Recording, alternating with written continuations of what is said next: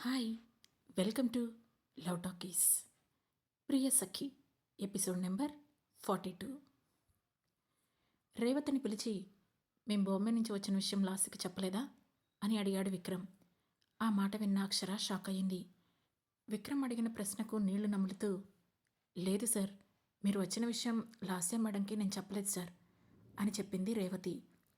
ఆ మాటకు ఆశ్చర్యపోతూ, నేను మిమ్మల్ని చెప్పమని చెప్పాను కదా రేవతి గారు అని అడిగింది అక్షర.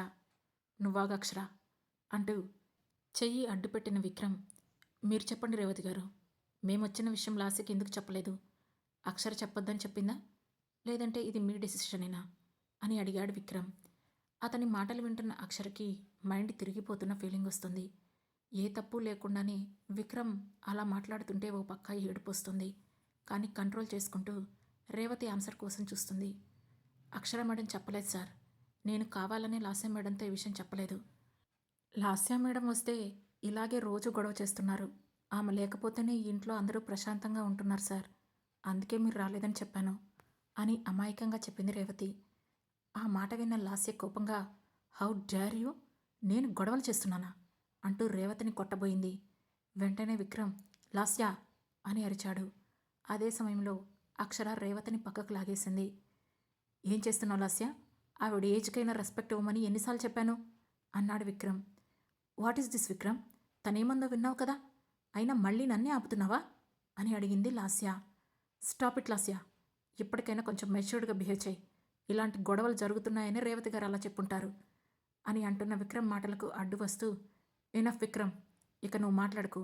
ఏమైనా ఉంటే నువ్వు నాకు చెప్పాలి, అంతేకాని డిసిషన్ తీసుకోవడానికి తనెవరు? ఆఫ్టర్ ఆల్ పని మనిషి, తనకంత లీనియన్స్ ఇవ్వాల్సిన అవసరం లేదు. అండ్ నువ్వు వాళ్ళ మాటలు నమ్ముతూ కూర్చో, వాళ్ళిద్దరూ తోడు దొంగలా మారి నిన్ను డిస్ట్రాయ్ చేస్తారు అని అంది లాస్య. ప్లీజ్ లాస్య, ఇందులో నా తప్పేం లేదు అని చెప్పబోయింది అక్షర.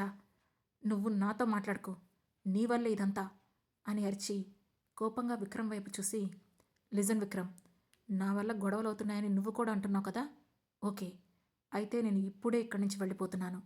నీకు నువ్వుగా నా దగ్గరకు వచ్చే వరకు నేను కూడా నిన్ను డిస్టర్బ్ చేయను. గుడ్ బై అని చెప్పి కోపంగా తన రూంలోకి వెళ్ళింది లాస్య. అది చూసి కంగారు పడిన అక్షర ఆమె వెనకే వెళ్ళి, మీరు అనుకున్నట్లు మా మధ్య ఎలాంటి రిలేషన్ లేదు లాస్య, మీరే అపార్థం చేసుకుంటున్నారు అని నచ్చ చెప్పడానికి ట్రై చేసింది అక్షర. కానీ ఆమె మాటను అసలు కేర్ చేయకుండా తన లగేజ్ తీసుకొని అక్కడి నుంచి బయటికి వచ్చింది లాస్య. హాల్లో ఉన్న విక్రమ్ సైలెంట్గా చూశాడే కానీ ఏం మాట్లాడలేదు. అది లాస్యలో ఇంకాస్త కోపాన్ని పెంచింది. దాంతో ఇక వెనక్కి తిరిగి చూడకుండా ఆ ఇంటి నుండి బయటికి వెళ్ళిపోయింది లాస్య. ఆ తర్వాత విక్రమ్ కూడా ఏం మాట్లాడకుండా రూమ్కి వెళ్ళిపోవడంతో హాల్లోనూ కూర్చొని తల పట్టుకుంది అక్షర. అప్పుడు రేవతి ఆమె దగ్గరకు వెళ్ళి, నన్ను క్షమించండి మేడం అని అంది. ఆ మాటతో తలెత్తి ఆమెను చూసి, ఇలాంటిదేదో జరుగుతుందనే ఆ రోజే తనకు చెప్పమని మీతో చెప్పాను రేవతి గారు, మరోసారి ఇలా చేసి నేను బ్లేమ్ అయ్యేలా చేయకండి ప్లీజ్ అని అంది అక్షర. దాంతో సరే అన్నట్లు తలూపి అక్కడి నుంచి వెళ్ళిపోయింది రేవతి. ఆ తర్వాత అక్షర మైండ్ మొత్తం మిక్స్డ్ ఆలోచనలతో నిండిపోయింది. విక్రమ్ తనను అనుమానించటం ఆమె అస్సలు తట్టుకోలేకపోతుంది. ఇన్ని రోజుల పరిచయంలో అతనితో నేను హానెస్ట్గానే ఉన్నాను కదా, నా మీద ఆ మాత్రం నమ్మకం లేదా అని మనసు పదే పదే ప్రశ్నిస్తుంటే ఆ మనసుకు సర్ది చెప్పలేక సతమతమవుతుంది. ఆమె ఆ ఆలోచనలో ఉండగానే కిందికి వచ్చిన విక్రమ్, అక్షర కమ్ డిన్నర్ చేద్దాం అని క్యాజువల్గా పిలుస్తూ ఏమీ జరగనట్లే వెళ్ళి డైనింగ్ టేబుల్ దగ్గర కూర్చున్నాడు. దాంతో అక్షర కోపంగా లేచి, నాకు ఆకలిగా లేదు విక్రమ్ గారు, మీరు తినండి అని లేచి వెళ్ళిపోతుంటే, అక్షర అని కాస్త కరుకుగా పిలిచాడు విక్రమ్. దాంతో టక్కున ఆగిపోయి తన వైపు చూసింది అక్షర. కమ్ దిస్ సైడ్ అని పిలిచాడు విక్రమ్. అక్షర అతని దగ్గరికి వెళ్ళింది. ఏది ఎలా ఉన్నా ఫుడ్ దగ్గర చూపించడం నాకు నచ్చదు, తినేసి వెళ్ళు ఆర్డర్ వేసినట్లుగా చెప్పాడు విక్రమ్. దాంతో అయిష్టంగానే అక్కడ కూర్చున్న అక్షర, లాస్యని అలా ఒంటరిగా పంపించారు, తన కోపంలో ఏం చేస్తుందో తెలియడం లేదు, మీరు ఆగమని చెప్పాల్సింది విక్రమ్ గారు అని అంది. ఎవరికి ఎప్పుడు ఏం చెప్పాలో నాకు తెలుసు అక్షర్ గారు, మీరు కానివ్వండి అంటూ తను తినడం స్టార్ట్ చేశాడు విక్రమ్. దాంతో ఇక అక్షర్ కూడా ఏం మాట్లాడకుండా తినేసి తన రూమ్కి వెళ్ళిపోయింది. లాస్య సేఫ్గా ఆస్ట్రేలియా ఫ్లైట్ ఎక్కింది అని హేమంత్ నుంచి మెసేజ్ రావడంతో రిలాక్స్ అయిన విక్రమ్ కూడా తన రూమ్కి వెళ్ళిపోయాడు. మరోవైపు నందిని మాటలు పదే పదే మైండ్లో రన్ అవుతుంటే వాటిని ఎలా తీసుకోవాలో అర్థం కాక సతమతమవుతున్నాడు ధీరజ్. నందిని చెప్పినట్లు చేస్తే ఆమె లైఫ్ ఆమె బిడ్డ దగ్గరే ఎండ్ అయిపోతుంది. అందుకే అసలు ఆ ఊహనే యాక్సెప్ట్ చేయలేకపోతున్నాడు ధీరజ్. ఆ భయంతోనే వీలైనంత వరకు నందినికి ఎదురు పడకుండా ఇంట్లో ఉన్నంతసేపు రూమ్లోనే ఉంటున్నాడు.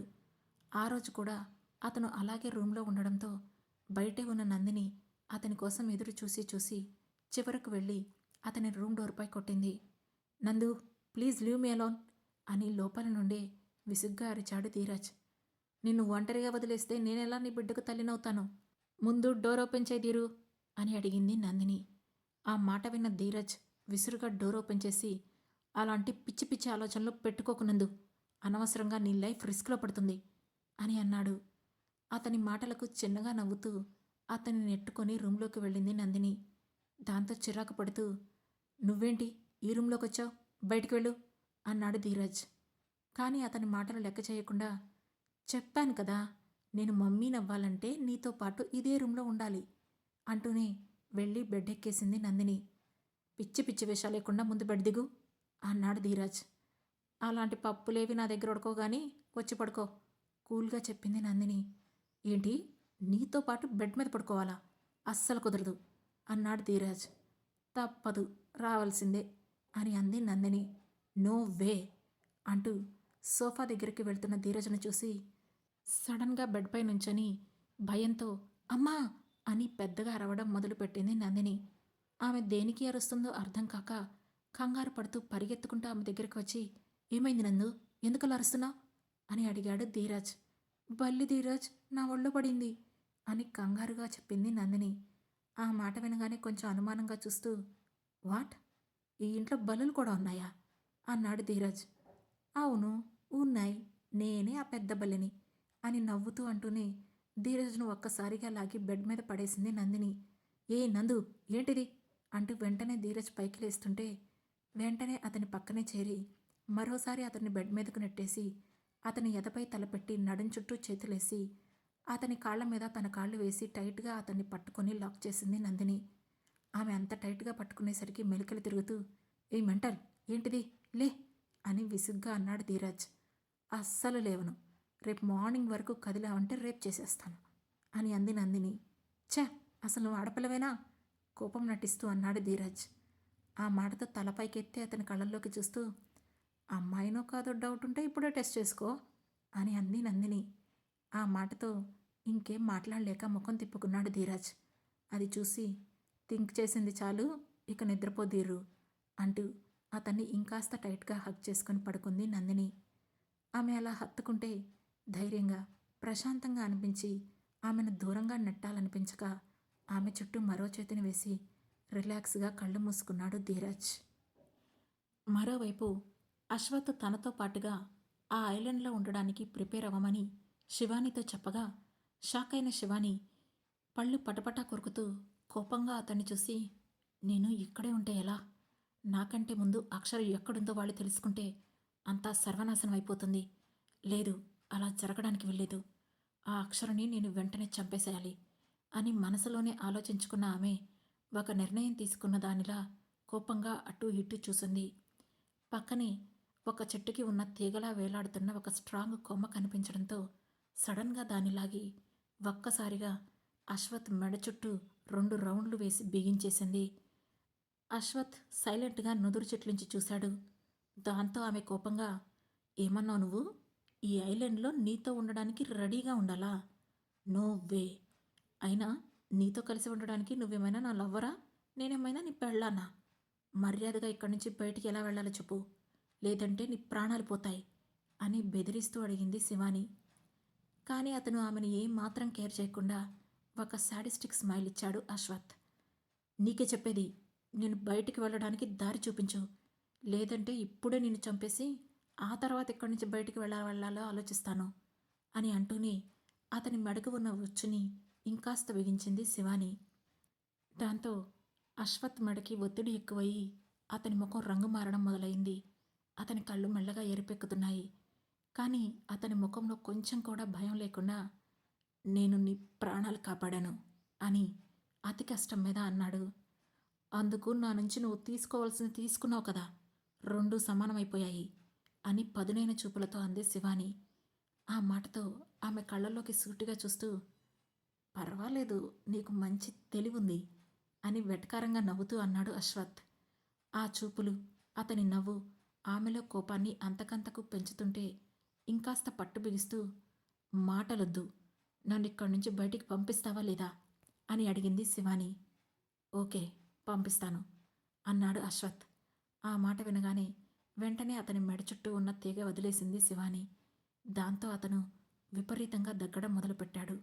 అది చూసిన శివాని వీల్చైర్లో ఉన్న అతన్ని ఇబ్బంది పెట్టాల్సి వచ్చిందని కొంచెం గిల్టీగా ఫీల్ అవుతూ, నువ్వు నన్ను బయటికి పంపించు, నేను నిన్నేం చేయను అని చెప్పింది.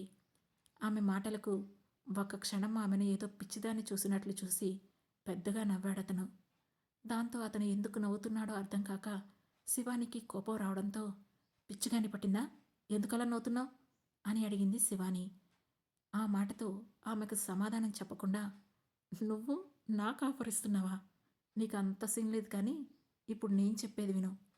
నువ్వు అడిగినట్లే నేను నిన్ను ఇక్కడి నుంచి బయటికి పంపిస్తాను, కానీ అందుకు ఒక కండిషన్ ఉంది అని చెప్పాడు అశ్వత్. కండిషనా, ఏంటది అని అదురుతున్న గుండెలతో అడిగింది శివాని.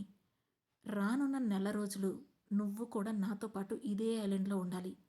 ఈ నెల రోజుల్లో నేను చెప్పింది చెప్పినట్లు చేయాలి. ఎందుకు ఏంటి అని ప్రశ్నించకూడదు. ముఖ్యంగా ఇలాంటి అతి తెలివితేటలు నా దగ్గర మళ్ళీ చూపించకూడదు అని కింద పడిన తీగ వైపు చూపిస్తూ చెప్పాడు అశ్వత్. ఆ మాటలతో కోపంగా అతన్ని చూస్తూ పిడికిలి బిగించిన శివాని, నీ కండిషన్కి ఒప్పుకోకపోతే అని అడిగింది శివాని. ఆ మాటలకు సింపుల్గా నవ్వి, ఒప్పుకొని తీరాల్సిందే, అది తప్ప నీకు వేరే ఆప్షనే లేదు. నా పర్మిషన్ లేకుండా ఇక్కడికి ఎలాంటి షిప్స్ కానీ బోట్స్ కానీ రావు. సో ఒకవేళ నువ్వు నన్ను చంపినా ఇక్కడి నుంచి ఎట్టి పరిస్థితుల్లోనూ బయటికి వెళ్ళలేవు అని చెప్పాడు అశ్వత్. ఆ మాటలు విన్న శివాని పిడికిలి మెల్లగా వదిలేయింది. దాంతో ఆమె ఆలోచనలో పడుతూ, వీడు చెప్పింది కూడా నిజమే, ఇప్పుడు అనవసరంగా వీడిని చంపితే నేను ఇక్కడి నుంచి బయటపడలేను, నా లైఫ్ మొత్తం ఇక్కడే ఉండాల్సి వస్తుంది. కానీ ఒక్క నెల రోజులు వీడు చెప్పినట్లు వింటే బయటపడచ్చు, ఆ తర్వాత వీడి సంగతి చెబుతాను అనుకుంటూ ఓ డెసిషన్కి వచ్చిన శివాని అతని వైపు చూసి, ఓకే, నీ కండిషన్కి నేను ఒప్పుకుంటాను. నెల రోజులు ఇక్కడే ఉండి నువ్వు చెప్పినట్లు వింటాను, కానీ నాకు కూడా ఒక కండిషన్ ఉంది అని ఆమె చెబుతూ ఉండగానే అశ్వత్ ఆమెను అడ్డుకున్నాడు. నేను అడిగిన దానికి ఎస్ఆర్ నో చెప్పడం మాత్రమే నీ నిర్ణయం, ఇక ఈ కండిషన్ గురించి ఎలాంటి డిస్కషన్ పెట్టే రైట్ నీకు లేదు అని చెప్పి ఆమె మాటలు వినకుండానే అక్కడి నుండి తన వీల్ చైర్ని ఆపరేట్ చేసుకుంటూ విల్లా వైపుకు వెళ్ళాడు అశ్వత్. ఇక చేసేదేమీ లేక కాళ్ళు ఇడ్చుకుంటూ శివాని కూడా ఇంట్లోకి వెళ్ళింది. ఆమె లోపలికి అడుగుపెట్టగానే, ఇల్లు క్లీన్ చేసి 2 days అవుతుంది, ఇక నుండి క్లీన్ చేసే రెస్పాన్సిబిలిటీ నీదే, ఇంట్లో చిన్న మరక కానీ మురికి కానీ ఉండకూడదు, అలా ఏమైనా కనిపిస్తే నాకు అస్సలు నచ్చదు అని చెప్పిన అశ్వత్ తన రూమ్కి వెళ్ళబోయాడు. అప్పుడు శివాని సడన్గా, నేను నా ఫ్రెండ్కి ఒక కాల్ చేసుకోవాలి, ప్లీజ్ మొబైల్ ఇస్తావా అని అడిగింది. ఆ మాటతో ఆమె వైపు చూసి, ఆల్రెడీ ఇల్లంతా సెర్చ్ చేసావు కదా, ఎక్కడైనా ఏమైనా బయట ప్రపంచాన్ని కాంటాక్ట్ అయ్యే వస్తువులు కనిపించాయా, అసలు ఇక్కడ ఏ సిగ్నల్ ఉండదు అని చెప్పాడు అశ్వత్. ఆ మాట విని శివాని మౌనంగా ఉండిపోయింది. అనవసర ప్రయత్నాలాపి నేను చెప్పినట్లు విను, నెల రోజుల తర్వాత ఇక్కడి నుంచి బయటికి వెళ్తావు అని చెప్పి ఆ తర్వాత క్షణం కూడా అక్కడ ఉండకుండా తన రూమ్కి వెళ్ళిపోయాడు అశ్వత్. లివింగ్ రూమ్లో ఒంటరిగా మిగిలిపోయిన శివాని అతను చెప్పిన పని చేయడం కోసం ఇల్లంతా ఒకసారి చుట్టూ చూసింది. ఎక్కడ చూసినా తెల్లని వస్తువులతో నిండిపోయిన ఆ ఇంటిని శుభ్రం చేయాలంటే ఆమె వెన్నులో వణుకు మొదలయ్యింది. కానీ అతను చెప్పింది చేయడం తప్ప మరో ఆప్షన్ లేదు కనుక ఇల్లంతా నీట్గా క్లీన్ చేయడం మొదలుపెట్టింది శివాని. మరోవైపు ఆ రోజు ఇంట్లో జరిగిన సంఘటన గురించే ఆలోచిస్తున్న అక్షరకు సరిగ్గా నిద్ర పట్టలేదు. అనవసరంగా వాళ్ళిద్దరి మధ్య గొడవలు వచ్చాయి, దీనివల్ల మళ్ళీ నా లైఫ్ రిస్క్లో పడుతుందా అనే డౌట్ ఆమెకు రాకమానలేదు. ఆ ఆలోచనలతోనే సతమతమవుతున్న ఆమెకు చాలాసేపు నిద్రపోవడానికి ట్రై చేసింది, కానీ ఇక నిద్ర పట్టను అని మొరాయిస్తుంటే లేచి బాల్కనీలోకి వెళ్ళింది. అదే సమయంలో విక్రమ్ కూడా బాల్కనీలో నుంచొని నిశీధులోకి చూస్తున్నాడు. అతన్ని గమనించిన అక్షర, ఇతనంటే ఇంకా నిద్రపోలేదు, అనుకొని అతన్ని పలకరించాలని అనుకున్నది కాస్త మళ్ళీ అంతలోనే ఆగి, నాకు అవసరమా, నా లిమిట్స్లో నేను ఉండడం మంచిది అనుకొని తన ప్రయత్నాన్ని విరమించుకుంది. ఇంతలో ఆమెను గమనించిన విక్రమ్, అక్షర, ఏంటి ఇంకా నిద్రపోలేదా అని అడిగాడు. దాంతో అప్పుడే అతన్ని చూసినట్లు, లేదు, ఎందుకో నిద్ర పట్టలేదు విక్రమ్ గారు అని చెప్పింది అక్షర. షటప్ అక్షర, విక్రమ్ గారు ఏంటి గారు, విక్రమ్ అని పిలవమని చెప్పాను కదా అన్నాడు విక్రమ్. లేదు విక్రమ్ గారు, మనిద్దరి మధ్య ఉన్న దూరం అలానే ఉండనిస్తేనే బాగుంటుంది అని చెప్పింది అక్షర. ఎవరికి బాగుంటుంది అడిగాడు విక్రమ్. అందరికీ బాగుంటుంది అని చెప్పి ఇక అతనికి మాట్లాడే అవకాశం ఇవ్వకుండా, నాకు నిద్రొస్తుంది విక్రమ్ గారు, నేను వెళ్తాను అంటూ లోపలికి వెళ్ళిపోయి డోర్ క్లోజ్ చేసింది అక్షర. వెళుతున్న ఆమెని స్ట్రేంజ్గా చూశాడు విక్రమ్. అదే సమయంలో వరుణ్ ఆఫీస్ నుంచి వచ్చి ఫ్రెష్ అయ్యి ఏదో తిన్నాను అనిపించి బెడ్ మీదకు చేరి ల్యాప్టాప్లో ప్రాజెక్ట్ వర్క్ చెక్ చేస్తున్నాడు. ఇంతలో అతనికి రితిక నుంచి కాల్ రావడంతో వెంటనే లిఫ్ట్ చేసి, hello Ritika, what are you doing అని అడిగాడు Varun. Nothing Varun, what about you అని అడిగింది రితిక. ప్రాజెక్ట్ వర్క్ చూస్తున్నాను రితిక. సిద్ధు అక్కడే సెట్ అయిపోయాడా అని అడిగాడు వరుణ్. ఆల్మోస్ట్ సెట్ అయినట్లే Varun, thank you so much. ఈరోజు వాడు అక్కడ ప్రశాంతంగా, మేమిక్కడ హ్యాపీగా ఉన్నామంటే కారణం నువ్వే అని చెప్పింది రితిక. కమాన్ రితిక, మన మధ్య ఈ ఫార్మాలిటీస్ ఏంటి అన్నాడు వరుణ్. ఫార్మాలిటీస్ ఉండకూడదంటే మన మధ్య హద్దులు కూడా ఉండకూడదు వరుణ్, అవి ఉన్నప్పుడు ఇవి తప్పవు కదా అని అంది రితిక. నువ్వు దేని గురించి మాట్లాడుతున్నావు రితిక అర్థం కానట్లుగా అడిగాడు వరుణ్. మన మధ్య ఉన్న హద్దుల గురించి మాట్లాడుతున్నాను వరుణ్ అని చెప్పింది రితిక. వెయిట్ చేయాలి కదా రితిక, ఆ హద్దులు పెళ్లితో పూర్తిగా పోతాయి, అప్పుడు మనల్ని అడ్డుకునేవారే ఉండరు అని అన్నాడు వరుణ్. ఎప్పుడు పెళ్ళి అనుకున్నా మనకి ఏదో ఒక ఆటంకం వస్తుంది. సో పెళ్ళి కంటే ముందు మనం హద్దులు చెరిపేసుకుంటే వచ్చే నష్టమేమీ లేదు కదా అని అంది రితిక. కమాన్ రితిక, ఇంకొక 1 మంత్ అంతే కదా, ఆ తర్వాత ప్రతి క్షణం హద్దులు లేని ప్రేమతో నిన్ను హ్యాపీగా చూసుకుంటాను, ఓకేనా? ప్లీజ్ యార్, ఇప్పుడైతే నాకు వర్క్ ఉంది, నేను మళ్ళీ కాసేపు అయ్యాక నీతో మాట్లాడతాను అని చెప్పి ఫోన్ కట్ చేశాడు వరుణ్. ఆ తర్వాత సరిగ్గా పావుగంటకి అతని రూమ్ డోర్ దగ్గర ఏదో పిల్లగాలి తనకు సందేశం పంపించినట్లు అనిపించడంతో తలపైకెత్తి చూశాడు వరుణ్. అప్పుడు అక్కడ కనిపించిన పర్సన్ని చూసి షాక్ అవుతూ అలానే నోరు తెరిచాడు. ఆ తర్వాత ఏం జరగబోతుంది తెలుసుకోవాలంటే వెంటనే మా లవ్ టాకీస్ ఛానల్ను సబ్స్క్రైబ్ చేసుకొని ప్రియసఖి సిరీస్లోని నెక్స్ట్ ఎపిసోడ్ను వినండి. మా ఈ కథలు మీకు నచ్చినట్లయితే లైక్ చేసి, షేర్ చేసి, కమెంట్ చేసి, హై పాయింట్స్ కూడా ఇచ్చి మమ్మల్ని సపోర్ట్ చేయండి. Thank you.